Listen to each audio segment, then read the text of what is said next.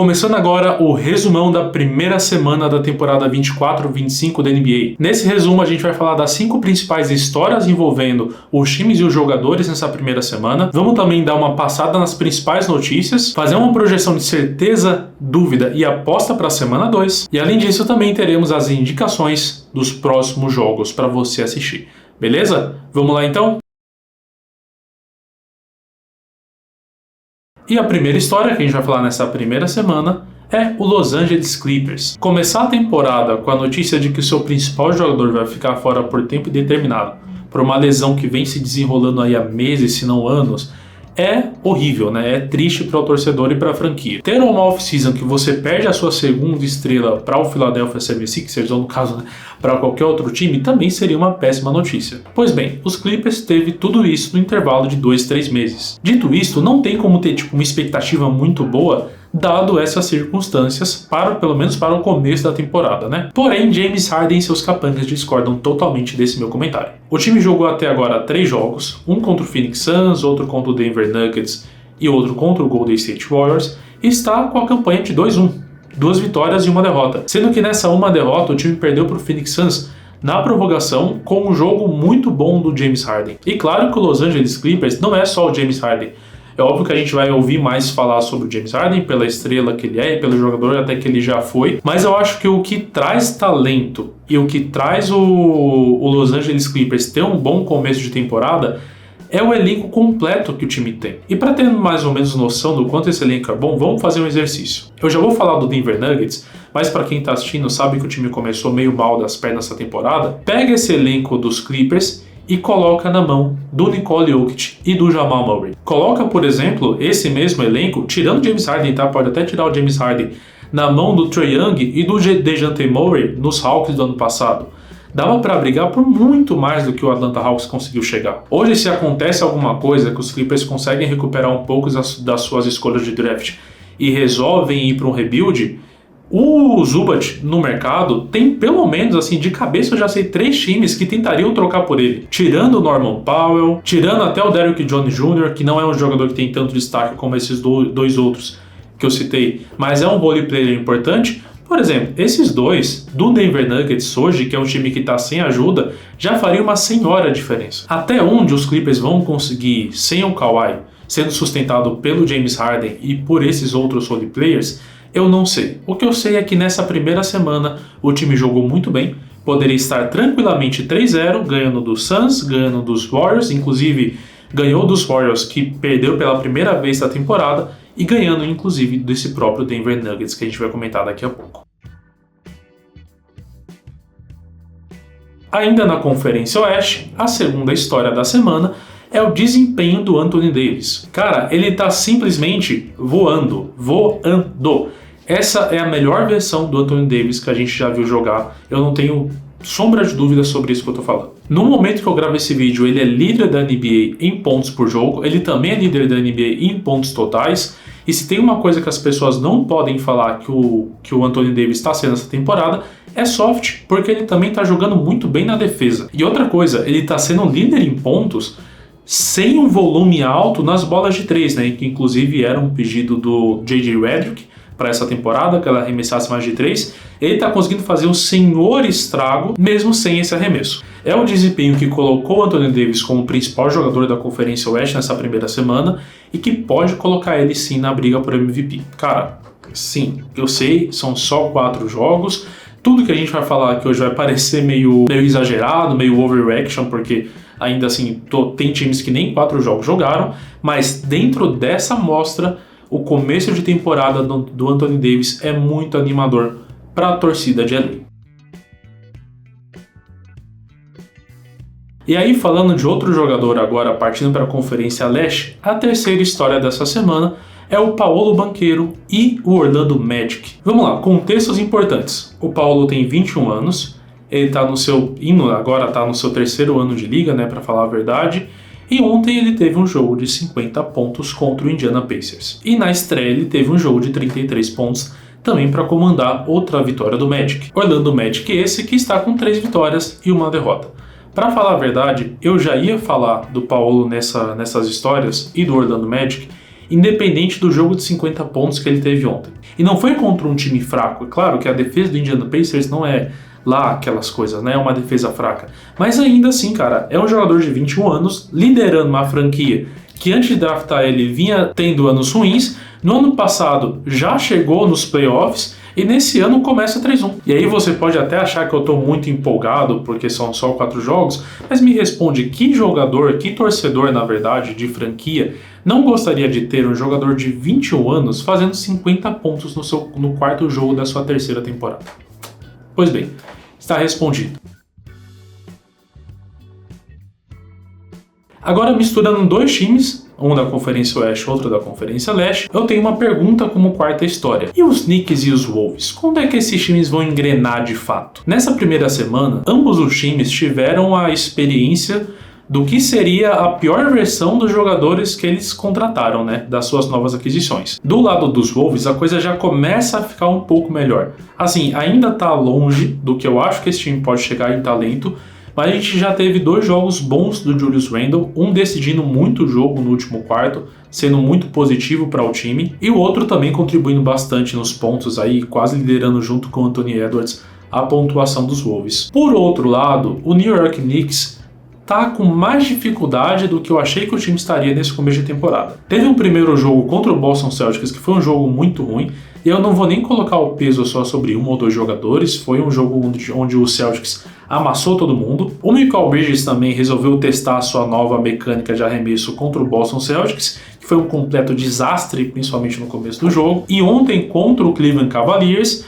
o New York Knicks experimentou a pior versão do Carmelo Anthony Towns. E qual que é a pior versão do Towns? A versão que não está em quadra no final de um jogo competitivo, porque foi expulso por excesso de faltas. Mas dito isso, eu acredito muito no trabalho do Tom Thibodeau, e a Conferência Leste é uma conferência que dá mais tempo para o time se ajustar.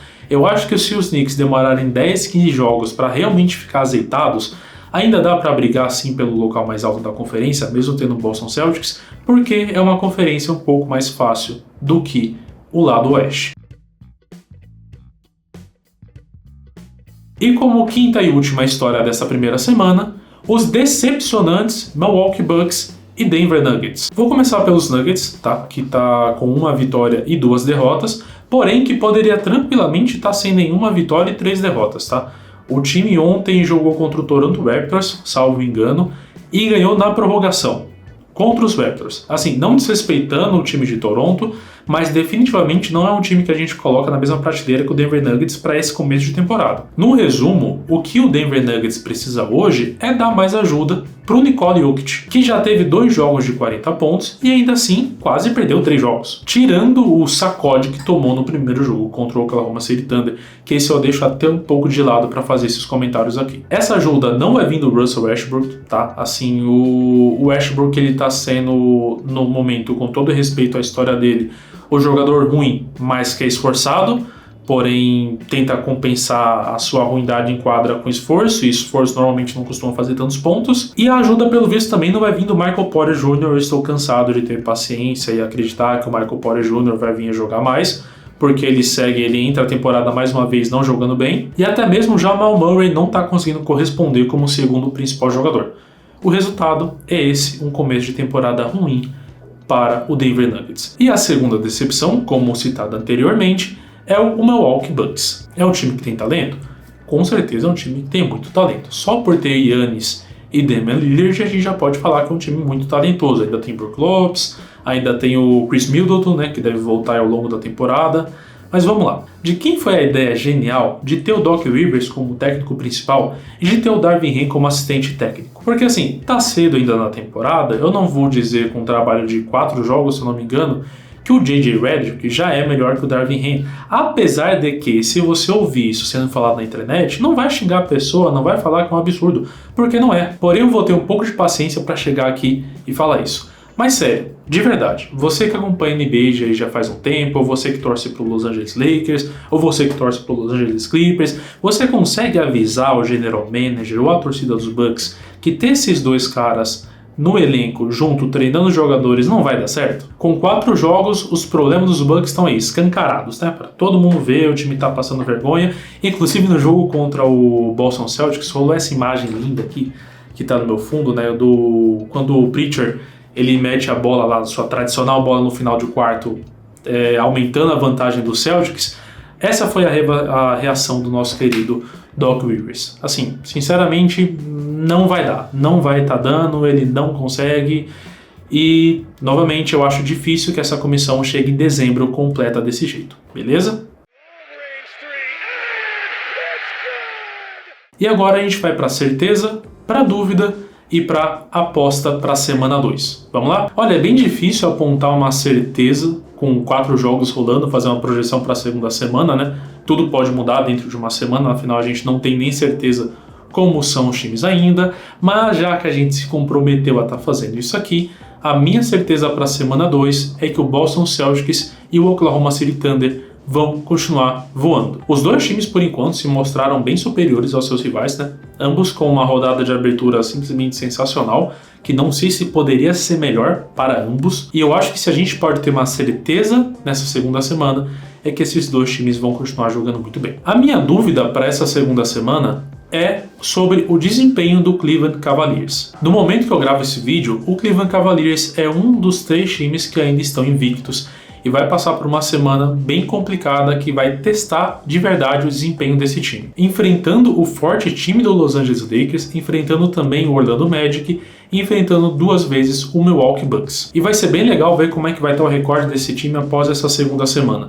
Os Cavs é um time que eu acredito muito, é um time também que eu estou mais otimista do que a média das pessoas, mas com certeza essa semana vai ser um belo de um teste de resiliência e de qualidade para todo o elenco. Então, essa é a minha dúvida. Vamos ver na semana que vem qual que vai ser a resposta. E por último, a minha aposta para essa semana é o Sacramento Kings, que por enquanto está com campanha negativa. Ao longo dessa semana o time enfrenta Utah, Atlanta, Toronto e Miami, e eu gostei muito já de cara do encaixe do DeMar DeRozan no elenco dos Kings. Também é um time que eu acho que ainda tem que amadurecer, que ainda vai melhorar ao longo da temporada, e justamente por não ter um calendário difícil nessa semana 2, é a minha aposta. Eu assisti 2 jogos dos Kings nessa primeira semana, se eu não me engano, e eu tô gostando bastante do que eu tô vendo, tá? Esse time é bom e eu acho que vai melhorar ainda mais. E antes de ir para a indicação dos jogos da semana 2, vamos dar uma passada rápida pelas notícias desta primeira semana. Infelizmente, sem rumores de trocas legais, de entretenimento pra gente, eu tenho só 3 notícias que não são boas, né? Primeiramente, o DeJounte Murray no primeiro jogo da temporada tem uma lesão na sua mão esquerda e vai perder de 4 a 6 semanas. Definitivamente isso é tudo que o torcedor dos Pelicans não queria, né? Ter a sua principal aquisição para a temporada já começar o ano perdendo de 4 a 6 semanas. Esperamos que o Zion siga saudável e não desfalque mais desse time, mas é sem dúvidas uma lesão que pesa demais para os Pelicans. A outra notícia, ruim, mas não tão ruim quanto a primeira, é que o Stephen Curry vai perder pelo menos 2 jogos com uma lesão no seu tornozelo esquerdo. O jogador deve ser reavaliado na sexta-feira e a gente vai saber se ele vai perder mais alguns jogos ou se ele já vai conseguir voltar a jogar. Ao que tudo indica, não é uma lesão grave, então a gente já deve ter ele de volta ali no final da semana 2 ou no começo da semana 3, beleza? E a última notícia, também uma lesão na estreia. O James Wiseman, na sua primeira partida pelos Pacers, acabou tendo uma lesão no Aquiles e deve perder todo o resto da temporada. Dito isto, melhora para esses 3, espero que eles voltem logo, espero que eles voltem em alto nível e que a gente tenha poucas lesões nessa temporada. Foi uma primeira semana ruim, eu espero que nas próximas eu traga menos notícias de lesões graves para vocês. E por último, mas não menos importante, vamos para as indicações de jogos nessa segunda semana de temporada regular. Novamente eu vou falar 5 jogos aqui, mas vai ficar uma tabela aqui do meu lado esquerdo, eu acho, com jogos, com uma lista de mais ou menos 2 jogos por dia até a terça-feira que vem. Primeira indicação no dia 30 de outubro, quarta-feira, o Los Angeles Lakers enfrenta o Cleveland Cavaliers. O jogo é às 8 horas da noite, infelizmente não tem transmissão da TV aberta e só vai estar passando no NBA League Pass. Jogão, tá? Como eu falei anteriormente, né, quando estava comentando sobre o calendário dos Cavs, pegar um Lakers totalmente embalado, vindo de um começo de temporada muito bom para o Anthony Davis, vai ser um teste importante para esse elenco que chega nesse jogo invicto. A minha segunda indicação é no dia 38 de outubro, na quinta-feira, Phoenix Suns contra Los Angeles Clippers, às 11h30, com transmissão do Prime Video. O primeiro jogo entre essas equipes já foi sensacional, e eu acho que o segundo jogo vai ser muito bom também. Como vai ter transmissão do Prime Video, eu deixei essa indicação aqui. E aí, passando para a próxima indicação, no dia 1º de novembro, sexta-feira, o Minnesota Timberwolves enfrenta o Denver Nuggets, no embate que, nos últimos playoffs, rendeu uma série de 7 jogos. O jogo vai começar às 10h30 da noite e tem transmissão da ESPN. No dia 2 de novembro, no sábado, a gente tem Memphis Grizzlies e Philadelphia 76ers. O jogo começa às 8h30 da noite e tem transmissão também só pelo NBA League Pass. Aos sábados, a gente tem aqueles jogos gratuitos que é transmitido pelo YouTube da NBA Brasil. Então vale a pena você assistir, se eu não me engano vai ser Boston e Charlotte. Mas se você conseguir ver também depois Memphis e Sixers, eu acho que vai ser um jogo bem legal. No dia 3 de novembro, no domingo, a gente tem poucos jogos, a gente tem 4 jogos. Eu deixo como indicação Orlando Magic e Dallas Mavericks. O jogo começa às 9h30 da noite e tem transmissão do Prime Video, beleza? Também aí com certeza vai ser um jogão. O Orlando Magic já começou a temporada embalado e o Dallas Mavericks também, né? Inclusive muito divertido de ver o Dallas Mavericks jogar nessa primeira semana. Eu acho que vai ser um jogo bem bacana de assistir. E aí na segunda-feira, no dia 4 de novembro, todos os times vão jogar. Vai começar, se não me engano, 9 da noite, com intervalo de 15 minutos entre os jogos, todas as franquias jogando, porque, novamente, terça-feira, dia 5 de novembro, é eleição nos Estados Unidos, então todos precisam jogar antes da eleição, porque na terça-feira não tem jogo. E aí o que eu recomendo, se você tiver como, abre aí o seu League Pass, seu Prime Video, seu ESPN, eu não sei se eles vão transmitir, mas eu acho que pelo menos um jogo eles vão transmitir, o seu link, sua IPTV, e vai navegando, cara, pelos jogos, porque vai ter um monte de coisa acontecendo. De qualquer forma, eu também vou deixar uma indicação aqui de Bucks e Cavs, o jogo que começa às 9 horas da noite, beleza? É isso, eu espero que você tenha gostado do vídeo, eu espero que você esteja assistindo e curtindo muito esse começo de temporada da NBA. Essas primeiras semanas o calendário é bem legal, a gente tem vários embates importantes que a gente deve ver de novo nos playoffs, e o cenário não muda muito nessa semana 2. Eu espero você aqui na semana que vem com mais um resumo, e caso você queira acompanhar o resumo dos jogos dia a dia, você também vai poder ouvir no nosso podcast que começa essa semana, beleza? O link eu vou deixar aqui embaixo na descrição, é só clicar e ouvir lá diariamente os nossos resumos, tá bom? É isso, até a próxima, tchau, tchau, valeu!